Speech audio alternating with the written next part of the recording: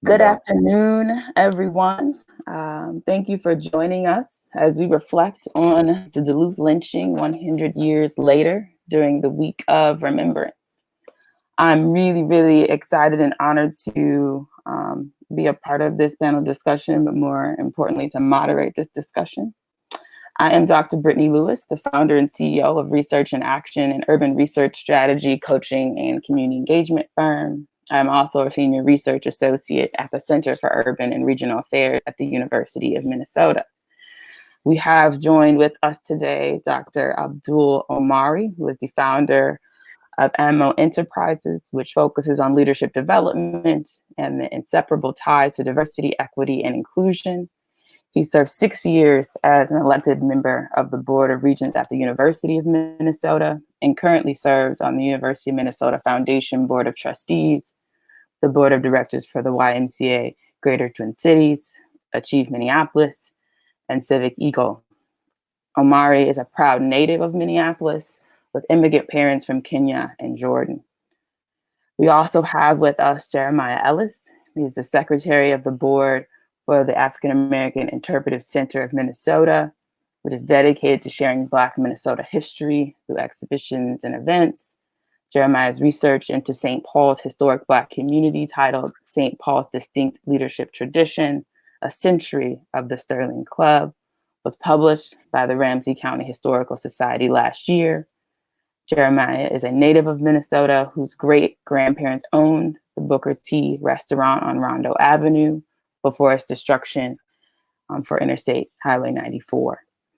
Jeremiah Ellison parents his elementary-age son in St. Paul with his wife. I'm excited to start this discussion with you all, followed by a question and answer period. We invite you all as audience members to share this important content with your friends in real time. You can even do a watch party so as many people as possible can participate in this discussion.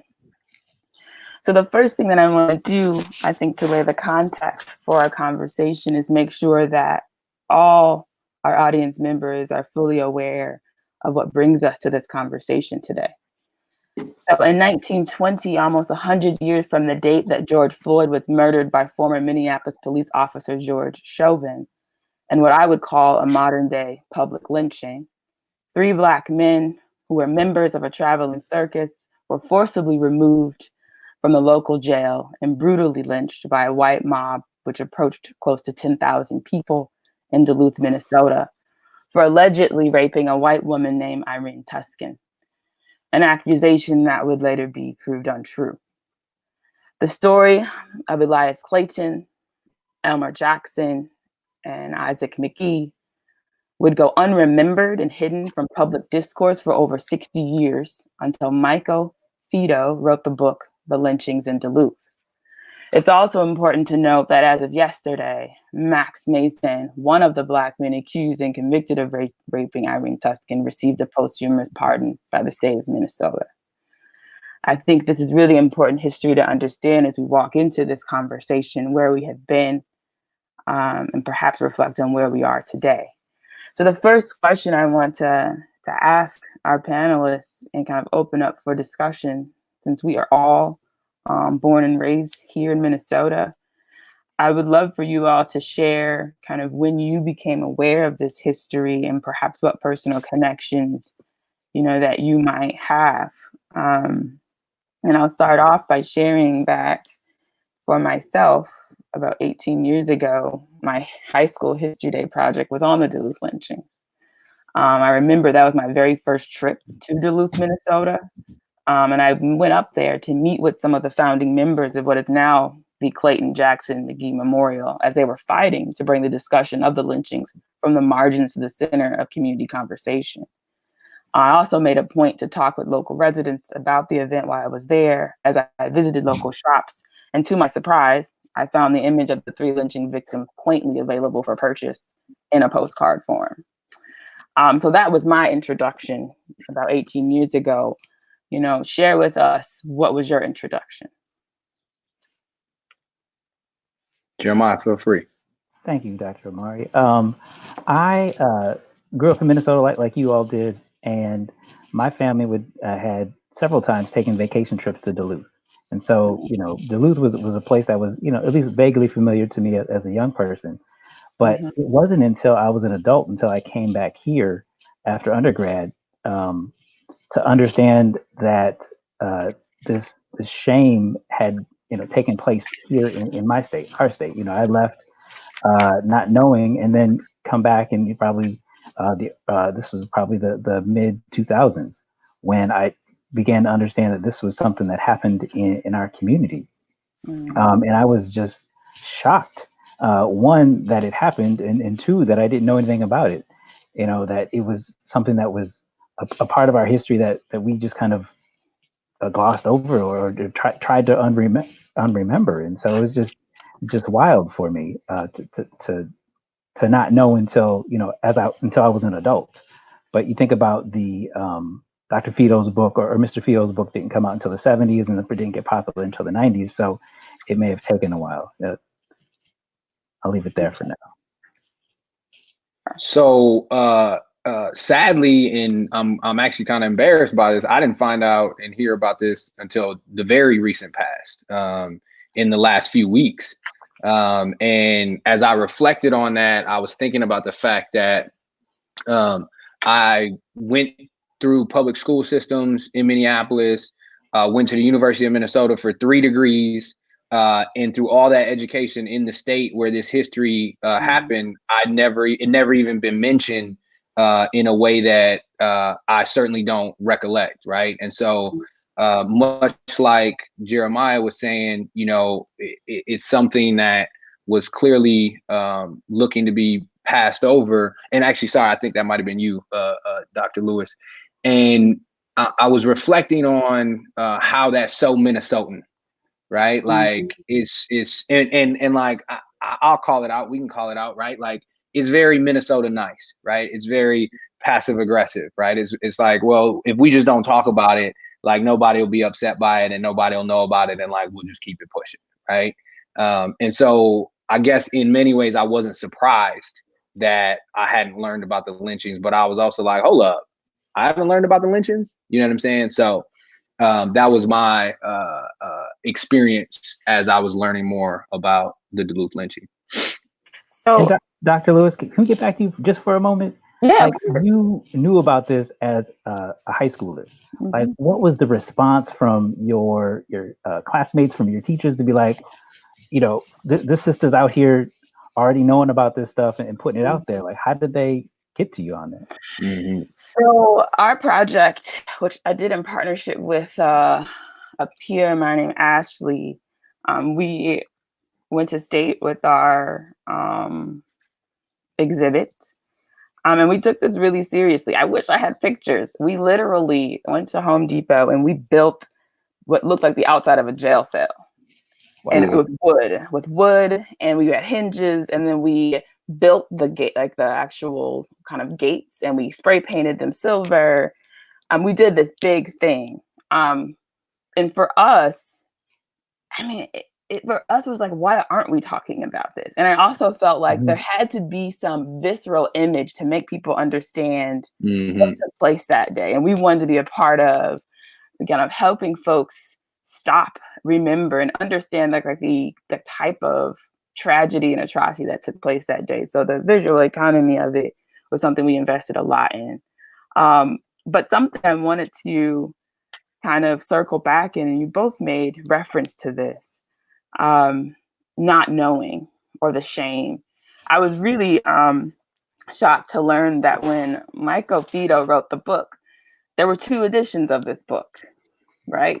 So when he was trying to get publishers to publish the book, he sent out, hundreds of, book manuscript requests. And for the responses that he got, he noted 3 responses. The first response was from a publisher who said, I don't want to be responsible for the riots that take place if I publish this book. The second response he got was like, civil rights literature is passe. Okay. And the third response was the riots, civil rights literature being passe, and also not wanting to be a part of remembering a history with this type of violence. you know, when you all were talking about whether it's shame for not knowing or shock and not having been told or passed down these narratives, I would argue that there are systemic reasons, both in the areas of education, who gets published, who gets to determine what is knowledge and what is valuable knowledge, that made it to ensure that you didn't get exposed to that information. I guess I just wanted to acknowledge that. And I also want the audience to think more critically around their notions of why they don't know and what institutions they're actively supporting that make sure they don't know. The Minnesota Historical Society, let's call it what it is. Fido mentioned that originally the kind of politics of leadership at the time had no interest in this book.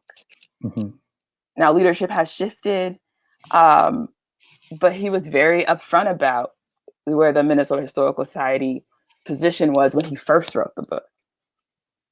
So let's own our history as institutions, own what restorative work and practice and action look like, and that it should not be on Black communities to also feel and absorb that shame in ways that don't kind of acknowledge our humanity. So I wanted to make note of that. No doubt, and those systems are working well, and they're still very much at play in so many different ways, whether it's the systems and institutions of education or incarceration or the health system, and and so we can continue to roll down the systems that are at play. So appreciate you for bringing that up. Yeah, 100%. So I kind of want us to transition a little bit to consider how lynchings have endured and evolved over time. But in doing that, I want to make sure that we acknowledge the work of Ida B. Wells Barnett. So, for our audience members, I think it's really important that you understand this history. So Ida B. Wells is a Black feminist anti-lynching crusader whom Patricia Hill Collins stated challenged distorted historical records that pathologize African Americans as lazy, unintelligent, sexually wanton, and violent. Because what Wells did was challenge the historical record on lynching that proposed that Black men deserved to be lynched, in part because of their allegedly animal-like natures compelled them to lust after white women. Wells Barnett was a journalist from Memphis, Tennessee, who used her pen to retaliate against lynchings and kind of rewrite the public record, which was mostly being produced by the white press. And this was personal for Wells, and it's personal for a lot of people in this country. Wells' friend at the time, who owned a grocery store, was lynched because his store challenged white economic stability. He was competition. Black patrons of white stores declined in Memphis as a result of his lynching, and many white stores went under because they protested going to white establishments as a result of that lynching. So Wells Barnett then became well known for investigating lynching, and in doing so, she raised a huge controversy when she dared to claim that many sexual liaisons between white women and Black men were in fact consensual, and most were not rape. She indicted white men as the actual perpetrators of crimes of sexual violence against Black men via lynching and African American women via rape. So I want to make sure that we fully understand the history of lynching and the anti-lynching movement and the activism, what it aimed to do, and kind of what the controversy was really.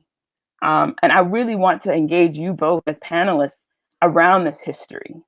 How has this history endured? How have narratives that have been created and transformed and reformed as a result of this history shown up today on Black bodies? What does it look like? I think I could start by thinking the Black press. There are folks who are telling our stories, and without them telling our stories, we wouldn't have our stories. I think about the journalists today who are in white organizations who are at the same time processing what's going on in our community and having to with journalistic integrity tell the stories as well.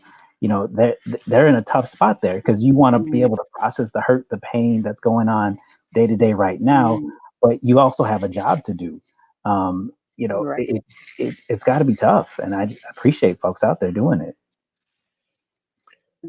Yeah, and I would even go back, as Brittany, as you so beautifully laid out, a lot of the real dynamics that were at play, particularly around the hypersexualization of Black bodies and how they were being used.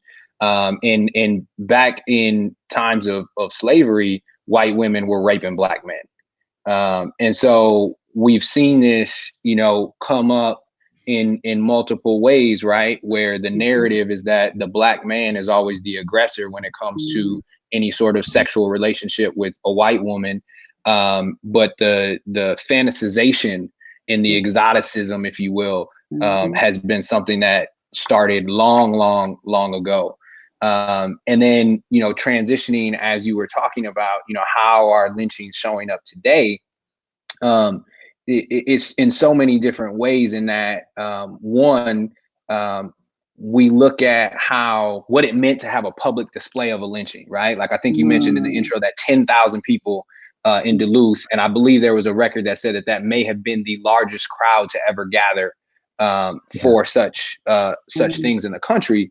And then you think about it now with social media and mainstream media. And no matter what you did, I have so many people that were like, I tried so hard not to watch the video of George Floyd being murdered, but you can't avoid it, right? It's like, people are just watching it over and over again. The media is showing it. My mom's was like, man, they're showing it again. And then, part of what we're also getting at in that mainstream media is the way in which they use language with associations of particularly Black people, right? Like I remember when the curfews were in play, 8 o'clock hit, and then all the news coverage was, they're breaking the law. This is illegal. They are now breaking the law, instead of saying it's curfew time, right? Like, and so now we have this association with what we saw on the TV and illegal, right? And so that is consistently coming up in mainstream media as well. And then let me just add two things, and then I'll be quiet for a second. So the first one is that I was on a call, facilitating a Zoom meeting this week, and I've been doing a lot of them. And this woman, as she was doing the introduction, she said something along the lines of, the tragic event of another Black man being shot. And for a second, it didn't even register to me that I was like, and then someone else was telling me this Black woman was reflecting when she woke up the day after Memorial Day, after George Floyd was killed. She had all these messages like, hey, are y'all okay in Minnesota? What's going on? And she said in her head, dang, another Black man got shot. And for me, when I heard that, it took me a second to say, oh, actually, no, he didn't get shot. Right. However, it's become so normalized that it's like when I say peanut butter, y'all say jelly, right? And I was shook. Like I was like, wait a minute. And then just the last thing that I'll say is, right, like this notion of the public lynching is also, very much a fear tactic. And we police ourselves, right? Like Black bodies police themselves all the time. I got my fitted right here, right? But guess what? I don't drive with my fitted on, right? I take it off and put it next to me or put it in the back seat, right? Like I'm constantly now trying to police myself because of the fear of those things that I've seen over my time. And that's exactly what the history tells us is what lynching was about. It was about controlling the Black community. It wasn't just about the violent act in the moment of that against that individual. It was about taking that body through the Black community. And in essence, I think a lot of it, from what I'm told, is about voter suppression. You don't want the folks in the Black community to start voting, to take agency over their lives and their community. And so you want to scare them into staying at home and not engaging in it. And I think it's similar today. People who we are in positions of places where folks don't want Black folks to vote. There are efforts well designed to get folks to stay home on election day or not engage at all in the electoral process. And that's kind of where I'm seeing some of the connections as well. Yeah, you all brought up a number of amazing points. You know, what pops in my mind are thinking about discipline and power. You know, well-known theorist Michel Foucault, there's this framework for us. We think about power and discipline, and we think about the ways in which power actually aims to be ever present, but not like strikingly forceful in the sense that we are actually policing each other in the process. So you are right to say that lynching played a particular role, both taking the Black body as example into the public sphere and the public realm to make sure people understand that if you choose to not buy from my store, now we're talking money and economics. When I told you about Ida B. Wells' friends and why he was lynched, he was a threat economically. Okay. And then if you show up and vote, right, you're going to be a threat to us if you have representation. Then we can no longer control the way in which our policies are passed and the narratives that frame those policies. And we need to put fear in your body and mind so that you discipline yourself. So I don't have to. Like, you know your place and you don't believe that you have the right to assert those rights of buying wherever you want to buy. That's why even the notion of buy Black is so revolutionary. And I don't think people really understand that. Because buying Black is a revolutionary act that could have got you killed. Right. Voting, the same thing. And I feel like, unfortunately, our public discourse always focuses on voting and doesn't talk about economics enough. True. I'm also struck by this role or the performance of lynchings. And these are events. These are, let's just be real, these were picnics. Children were a part of these events. There are many accounts that Ida B. Wells would write about where she would talk about children taking souvenirs like pieces of fingers, flesh, and other body parts, as if it was a souvenir similar to what we would do when we travel to another country or state, and bring back a keychain. That became common. So it's sad to say, you know, Dr. Amari, it doesn't shock me at all that we've become numb to seeing the mangling of Black bodies on the screen. We have to think about that really deeply. What are the economies of bodies? You also made a mention to the kind of institution of slavery. Bodies are just part and parcel to the ability for that system to function, be reproduced. So for instance, you know, Black women's bodies gave birth to property, whereas white women's bodies gave birth to citizens. You need to understand the economy of these bodies and how they function together, right? Because those politics are constantly being endured, you know, today. And, you know, I love, Jeremiah, when you brought up this notion of the Black press. Who tells our story and why does that matter? I really would love for you all to kind of chime in on the politics of who tells the story and why it matters. The politics of even who gets to tell us what knowledge is produced, i.e. what publisher will produce my work. And it makes me think of the amazing Bell Hooks, who I would argue said, I will find the press to publish me, right? Because others weren't trying to hear what she had to say. So I really want to hear from you all just about the power of who tells story and the role of the Black press historically, or even how knowledge is presented and produced, who gets the right to do those things. Jeremiah, you brought that up first. Yeah, so I think it's even,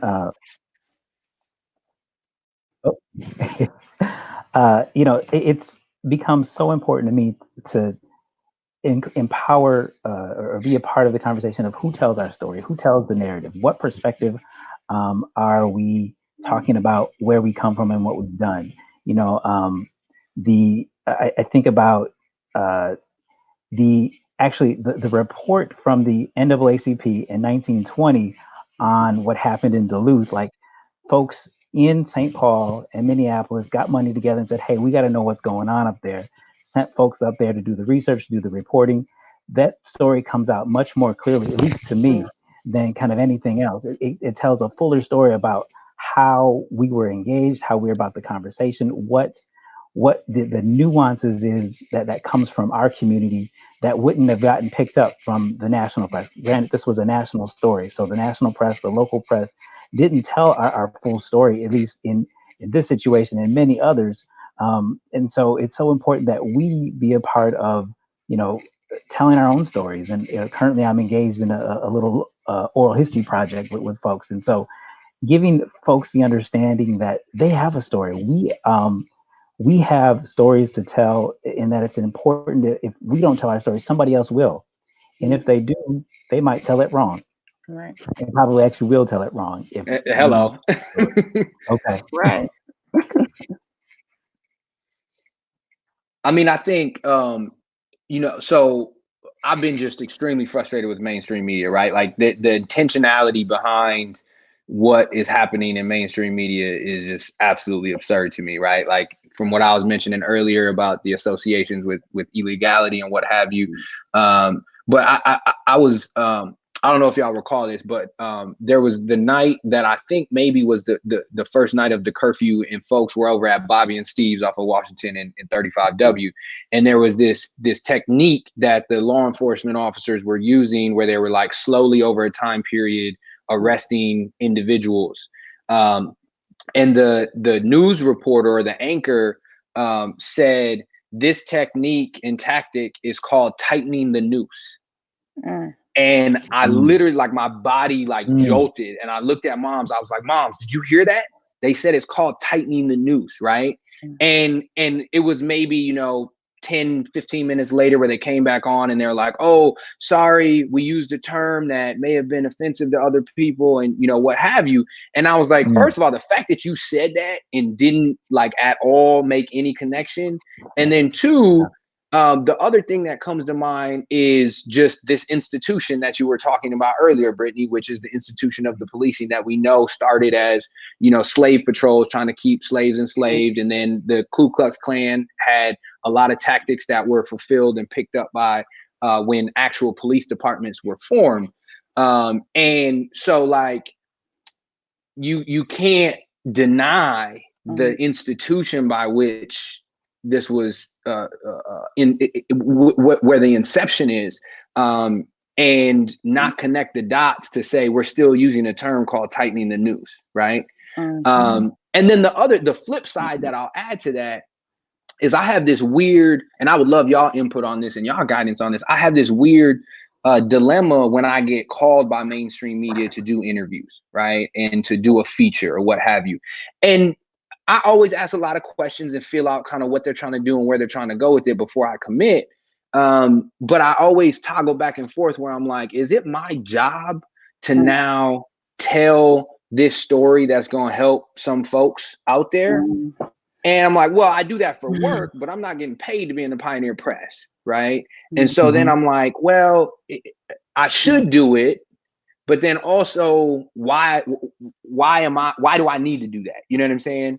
And so I also feel this weird tug and pull around things like that when it comes to like mainstream, predominantly white reader and viewership media as well. You provided just some amazing points. When you described the tactic called tightening the noose, it is so emblematic of our history of policing. And be clear, no unclear terms, that our current police forces were created under a context where they aim to legalize the kind of active policing of racialized bodies. There's no way getting around that. Whether you're talking from the Ku Klux Klan, the convict leasing system, the black codes, like there are ways in which the state tried to institutionalize their right to harass and demean Black people.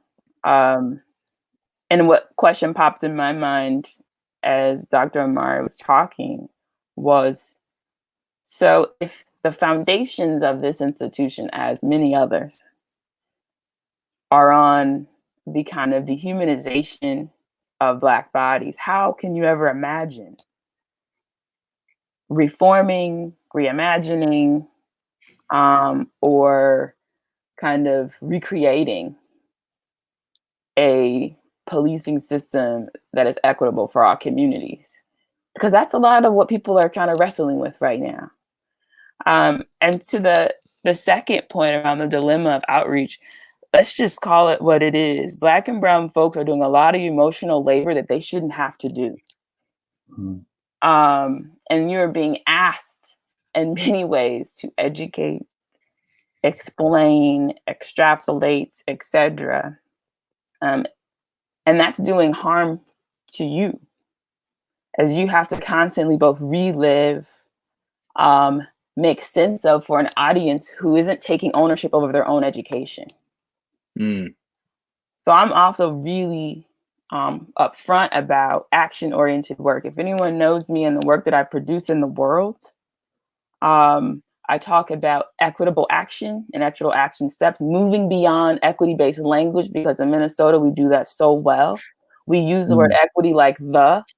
Yes. White progressives in particular use the word to signal their kind of allyship with no real actions. And I don't engage in that politic. I move to equitable actions that are talking about tangible policies and practices. That's how I move. Anyone who engages with me knows I'm going to bring you data, informed information. And I'm going to pull apart the framework so that we can talk about a tangible win here. I don't want to pontificate with folks. But I also feel like people need to be honest about the ways they're asking Black and brown people to do emotional labor that they shouldn't have to do. We have to take ownership of our education. I always, when I teach a class, I love to give Megan Bowler is a feminist who writes about pedagogy, and she talks about the pedagogy of discomfort. Learning is unlearning. And if you aren't willing to engage in the being uncomfortable, because liberatory education is connected to unlearning a lot of values, dominant ways of thinking and understanding that make Black and brown humanity almost impossible. So you have to actually interrogate the ways in which you've accepted or adopted certain notions as truth. And the question, whose truths are we talking? And it's going to make you uncomfortable. So I want to put those two things out there. Dr. Amari, I feel that, and I experience that all the time when folks ask me to speak. And I'm extremely selective about when I give my voice. Mostly because, the support system I have, my close family and friends, those are the folks I think we just have to acknowledge how we're giving our energies. Because if our cup is half full or barely with a drop in it, like those around us are trying to really hold us up. You just can't give of yourself in that way without being honest about your energy. You aren't beholden to anyone. And I know you know that. And I know you're making strategic decisions. And I appreciate the question, because even after my last, NPR interview with Angela Davis, after we got offline, she was really honest about what she's struggling with as she tries to bring these critical conversations to the table, and not feeling like she can always be really honest about what she thinks and feels.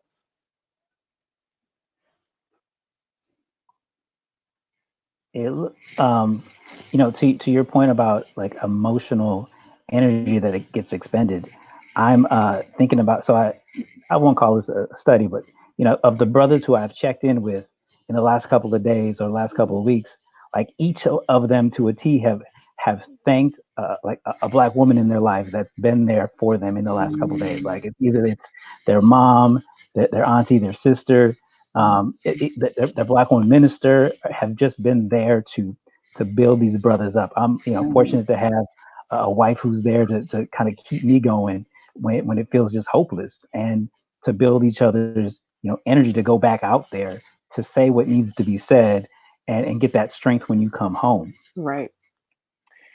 And I dropped off for a second, but let me jump in and love on Black women also, because they've been the bedrock of the United States since its inception, right?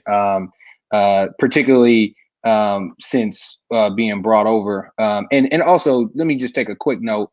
to acknowledge, in our state at least, the lands that we're on, and recognize that the blueprint that we're experiencing right now was created long before any of us were born, when whatever his name is came over from wherever he's from. And so, but back to Black women real quick. Those that are loving and caring for Black bodies, whether that be a Black man, a Black kid, a Black woman, the level of emotional, mental, and physical trauma and stress that has been embedded upon them so very unfairly is something that I can't even put into words, and I don't even know, like I don't know that feeling. And so I want to, acknowledge that it may not always be that someone is out being physically harmed, right? But yet that is consistent and has been consistent throughout lives in their entirety. And so I just want to take a minute to acknowledge that and to love on women who are caring for Black bodies. And yeah. Thank you for that. So yeah, brother, and you talk about like the history. I think about Nellie Griswold Francis, who in 1920 understood what happened in Duluth, and then started the campaign to add anti-lynching laws to the Minnesota legislature. It was the sisters who got together and said, we're going to do this, who continue to do this. Ida B. Wells was mentioned earlier. I think about Nicole Hannah-Jones, who's currently in the conversation as well nationally. Like, sisters really holding it together for us to be in a position of I don't even know how to say it. It's just like they're always, and taking it on in such a way that is unlike any other human I have ever seen. Yeah. Thank you, for that, acknowledgement. I'd argue that in this conversation of knowledge production, who has the power to produce knowledge, I think the knowledge the nation fears the most is the knowledge that comes from Black women. I believe that wholeheartedly.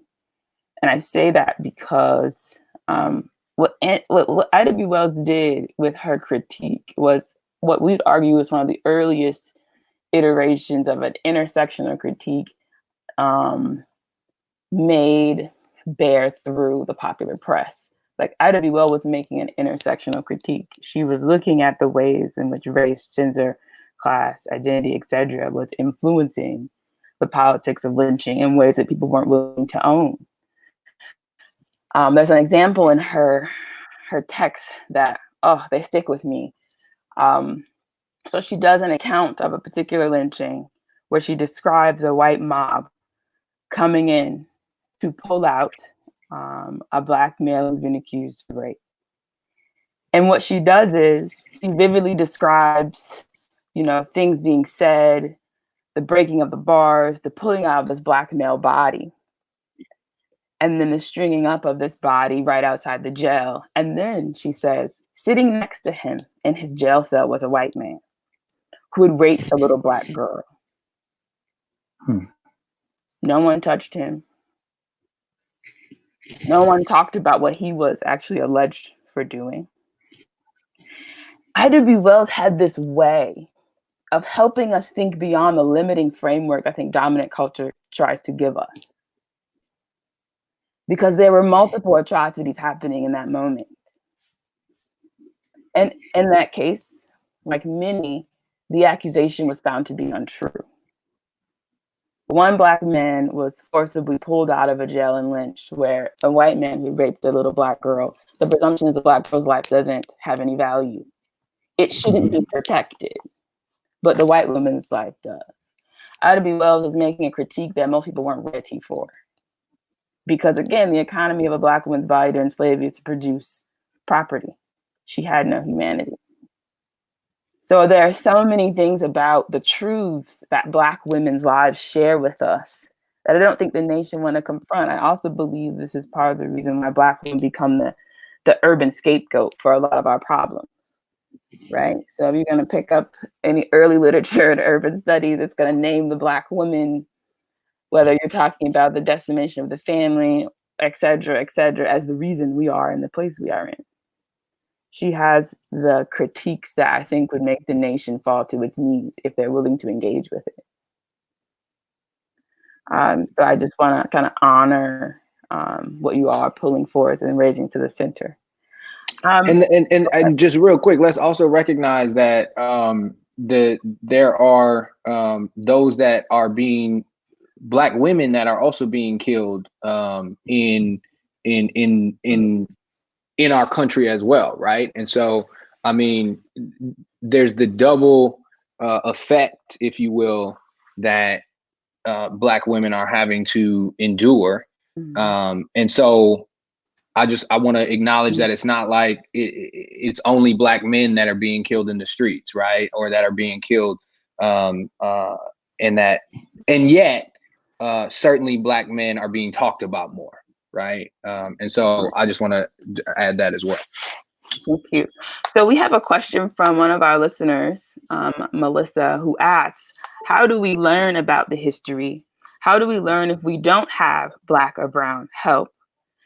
If the history has been written by white people or reproduced by white institutions, how do we find the reality without Black or brown help? How would you all answer that?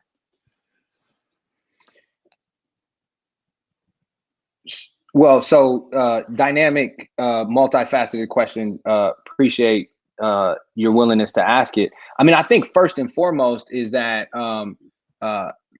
do not expect that if you are asking that in any given moment when you're ready to ask, that a Black or brown person is going to be ready to go right then.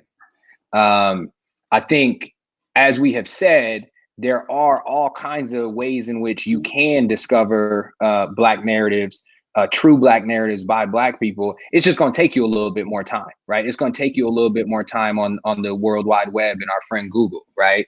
And I think it's also important to recognize that we have continued, and quite frankly, will continue to offer the insights that are true lived experiences, because unfortunately we have to, right?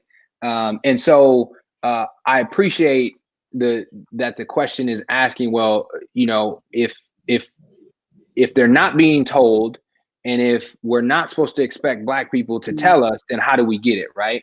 Well, again, the unfortunate reality is we're not going to stop telling it because we have to, right? So I'll stop there. Those are just some thoughts actually one more.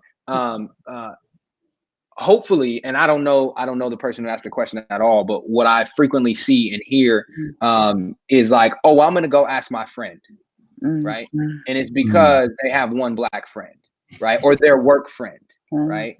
And so get some Black friends, like sincere, like actually try and get friendships, right? And then make sure that all your Black friends are not because you have the one Black friend and it's by association with them, right? Like truly try and gain genuine relationships with people as well, because the Black experience is dynamic and it's not monolithic. And all I would add to that is, support Black historians. There are Black historical organizations that are doing the work, that are, folks that are loving to pull these pieces together. Support those organizations, those historians who are working that angle. And then I think about, again, the media, the Black media telling the story first. Locally, Spokesman and Insight are doing that work, kind of support their work. They've got archives of information as well to help pull some of that together. But yeah, there are folks who are doing, but I think, as Dr. Amari said, don't necessarily expect folks to be willing to do it for you right away in that moment. I think it's an amazing question with varied answers. I think the first thing I would suggest is everyone needs to be open and willing to question. You have to learn to question. Meaning you should read everything and question it. I I think the one thing about the Academy that I'm very outspoken about, the Academy is able to exist and persist in its power and influence because of the notion of neutrality or objectivity that doesn't really exist. Mm. So there are some scholars that choose to name their positionality, meaning naming what investments they might have in their work, how they do it, or why they do it. But we're used to receiving books or articles or expert accounts from a dominant voice who just claims to be neutral and doesn't have to claim his positionality. Mm-hmm. Nothing is neutral. Nothing you have read is neutral, because every body has been kind of acculturated, ingrained, and adopted particular values. Now, whether or not they're going to write that down in their manuscript or the beginning of that article, that this is what has influenced how I understand the world, and is also why I might position myself or my argument in a particular way, doesn't mean it's not happening. It has become so common for us to assume that white knowledge is grounded in some notion of objectivity, but Black and brown people will tell you, no, it's actually grounded in exploitation and colonialism. You have to learn to question. Nothing is neutral. Nothing is objective. I love the suggestion that Dr. Amari made about sincere connection and intentionality. It got directly to when I made the mention of how equity is used in Minnesota. And I made the mention of how claiming an equitable agenda is kind of a white progressive signpost of our allegiance or allyship. Well, let's just be honest. You're talking about in the meeting, the boardroom, and in these performative professional spaces. Mm-hmm. But when you go home, your friend networks, your family members, the people that you share intimacies with, the people whose hearts and minds that you care the most about, do they just look just like you? How are you evolving as an individual personally? Anyone can pick up a report, memorize some data or statistics, and regurgitate it in meetings as a way to illustrate their connection to a community or an understanding of an issue or a fact. But how you move in the world as a person, now we're talking about just our humanity as individuals and how we open up our space and share that space with others, whether we are building cultural, ethnic connections with others that have nothing to do with the public performance in a meeting. I really appreciated that comment, by Dr. Amari. And I'd argue that's part of the real work, the interpersonal component. That's the real work. Dr. Amari, I see you nodding your head, please. I was just gonna say, this ain't easy. Right? And I fully acknowledge that, right? We are asking folks to do hard things. And it ain't easy to live for people who look like us, right? And so in many ways, we're giving you the permission to travel down this hard road with us to the best of your ability, right? And also I would offer the permission to say you are gonna mess up. And if I wasn't on a live feed, I would use a different word other than mess up. You will, right? And that it might be a moment where someone doesn't have the patience to just be like, hey, it's cool, everybody messes up, and they might snap off on you. And you have to have the grace to be like, okay, I need to digest this, go figure out what just happened, and then come back later, right? We can't always be the people who are going to give us the pass that we had a visceral reaction, right?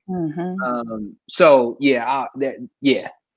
Thank you, Dr. Lewis, for teeing that up. Oh, of course. So I want to kind of transition this a bit as we get to the kind of last leg of our time together. I appreciate Dr. Amari acknowledging that what I'm referring to as kind of modern day public lynchings of Black men are also happening to Black women, but they're overwhelmingly happening to Black men. And we want to know kind of your perspectives how that history and the narratives produced validate these public lynchings, and how you think it's actually shaping Minnesota as a state. And any comment that you might have about our current responses to the public lynching of George Floyd, meaning whether it's our institutional responses, what calls of actions have been asked. How do you feel like the history is shaping our responses now? What are you seeing? What are you hearing? I think there's this, that we're spurred to action in this moment. I think of even the history spurred, the folks in the past were spurred to action, to sue the city of Duluth, or to start the anti-lynching legislation. And so I think we're all spurred to action in this moment too. I was also having a conversation with some folks from outside of Minnesota who recently moved here about what's this space like, and they talked about the bigotry of low expectations, and that kind of bigotry is keeps I think too many of us in kind of hopeless places, and those kind of hopeless places, like in the education system and beyond, really leave like a pressure on folks. And for me and for my family, we've that here in Minnesota in particular, the systems and the circumstances of that kind of oppression have led to some, I'll say it, like suicidal and homicidal sort of tendencies. And so I'm wanting to take as much hope as I can from those out there in the streets, those wanting to see change, because I know that it's hard on folks, hard on us to be oppressed with that kind of low expectation, and knowing when you get knocked down, some folks take on these habits that just aren't promoting their own well-being or our community's well-being. And that's a little piece of how I'm understanding this moment. Thanks for setting that tone.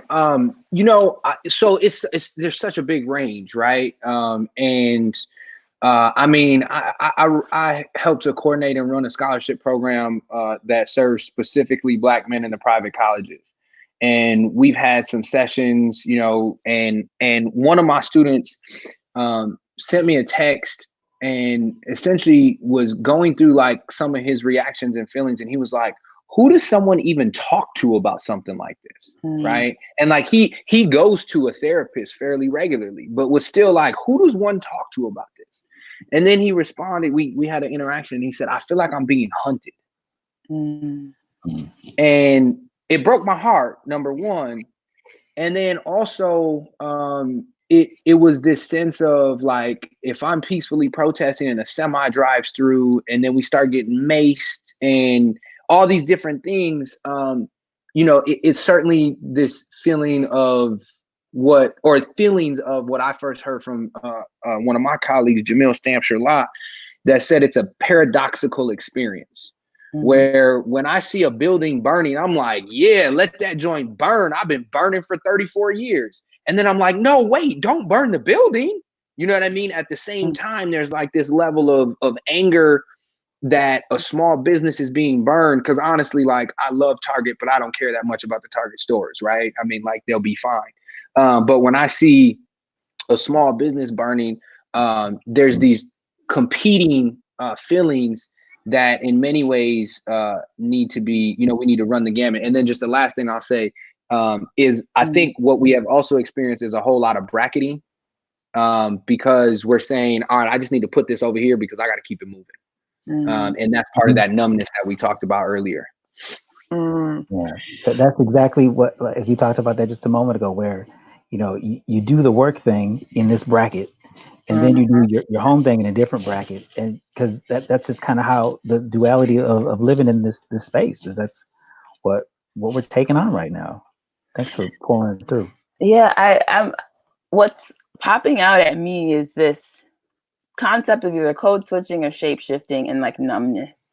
Do you both feel like you can show up as your true authentic selves? Why or why not? And what does that even look like? So I'll start, when you say true authentic self, I'm going to say no. Okay. And then I'm going to add to that as I have grown more confident in my consulting practice, as I have grown more confident in having a certain brand, that has certainly shown up differently. And so I will start to talk more like I do with the homies, or I will start to use, insert, little shout out to X, or, my homie, whatever, in my common language, or language as I'm in a professional setting. But I have certainly had to move into it. And by no means am I showing up 100% authentically when I am at work. Okay. And I say, for me, I think maybe it's the pandemic talking, but in this time, I've come to really appreciate those spaces that let me be me. It's the AME church. I can just be me when I'm there. It's the Sterling Club where I can just show up and be me. And it's the fraternity meetings where these are the spaces that build me up. And I think Baldwin talks about wanting, just, we want the same thing. Just leave us alone. These are the spaces where I can be left alone for the moment, and then get back out and do the work that we got to do. But okay, I appreciate you sharing your perspectives kind of with the audience. We have some questions from the audience. So like Javier wants to know, you discuss the importance of the new effort to document a better tally as to the number of lynchings that took place in the U.S. I heard the discussion on NPR about 6 months ago. So referring to the National Memorial in Montgomery, possibly. So the National Memorial for Peace and Justice is looking to document, and has had set up a memorial that really, from what I've seen, it really gets to some really deep emotions in the exhibit of how it depicts lynchings in our the sheer number of lynchings by county in the United States.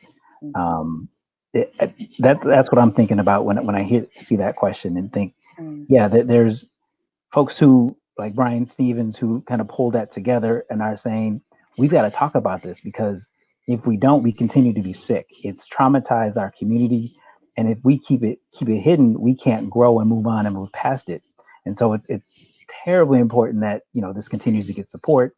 And yeah, because if we don't do it, nobody will. And we've got to heal ourselves. This is a part of the healing, I would say, in our broader community. Excuse me. And just to support that, for instance, South Africa had its own truth and reconciliation process and politics. What does that look like in the U.S. context? And I'd argue that this is a part of that healing process. But we need to start having a larger, more intentional discussion about kind of truth and reconciliation here. That never took place. And the nation continues to bleed because of that. Open wounds become ever present on our screens because of that. So, and I think to the question, it is a part of what I would argue is any truth and reconciliation process that we as a nation would need to go through. It is the extension of the Say Her Name movement. That's exactly what it is. But we have to give people their humanity and say their names, and acknowledge those atrocities, and find ways to go into a politics of truth and reconciliation. And I'll be honest with you, I'm not sure what that looks like. I don't know if you all have any insight on that, but yeah, I struggle with the need for intentional action, and also being skeptical because history tells me that's not going to happen.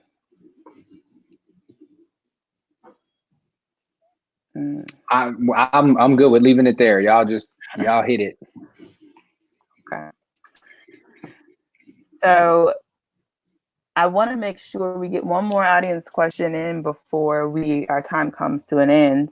One question asked, how do we get our school districts and schools to teach correct and true history? Go, Dr.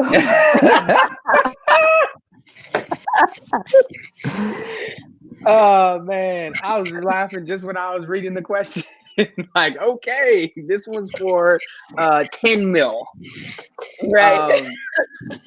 So, I mean, right, again, like in many ways, this is a multifaceted question and multifaceted answer, right? And so let me just try to rattle off a couple, right? Like one, I think we need to recognize that education is a system that has inherently benefited some people and not other people, particularly those that are poor, particularly people of color, indigenous people, and Black people that have been disadvantaged.